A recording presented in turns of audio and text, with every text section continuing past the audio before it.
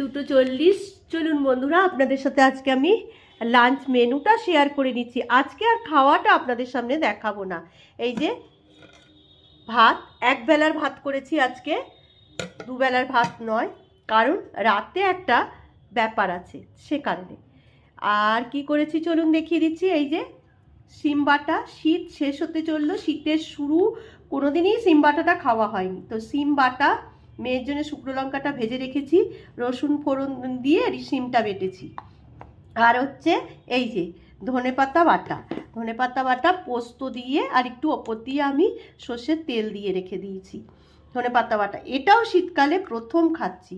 আর একটা স্পেশাল রান্না করেছি আজকে, এই দেখুন, সুতানোটির কাতলা মাছ দিয়ে দিদি করেছিলেন, একজন দিদির ভিডিও দেখেছিলাম, তো দিদি করেছিলেন কাতলা মাছ দিয়ে, তা আমি রুই মাছ দিয়ে করেছি সুতানোটির রুই মাছের একটা রেসিপি।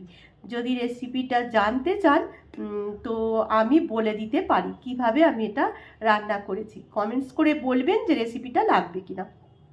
আর ওই যে বললাম এক বেলার ভাত করেছি, তো কি কারণে এক বেলার ভাত করেছি, এই যে পালং পনির করেছি রাত্রিবেলায়, মটরশুঁটির কচুরি দিয়ে পালং পনির খাবো, সেই কারণেই করেছি। এবার আমরা লাঞ্চটা করে নিই। আর মটরশুঁটির কচুরির জন্য এই যে পুরটাও আমি বানিয়ে রেখে দিয়েছি। শীত চলে যাচ্ছে তো প্রত্যেকটা মানে কি বলবো, প্রত্যেকটা শীত শেষেই আমি এই সমস্ত খাবারগুলো ট্রাই করি, কারণ শীতের শুরুতে যা সবজির দাম থাকে খেতে পারি না। এখনও কিন্তু খাওয়া বাকি আছে, বেগুন পোড়া খাওয়া হয়নি শীতেতে, বেগুন পোড়াটাও খেতে হবে। তো চলুন বন্ধুরা, আমি খেতে বসি, আর আপনারা আজকে কে কী দিয়ে লাঞ্চ করছেন সেটা কমেন্টস করে জানাবেন। আর মাছের রেসিপি জানতে হলে আমার কাছে কমেন্টস করবেন, ঠিক আছে? Tata, bye bye.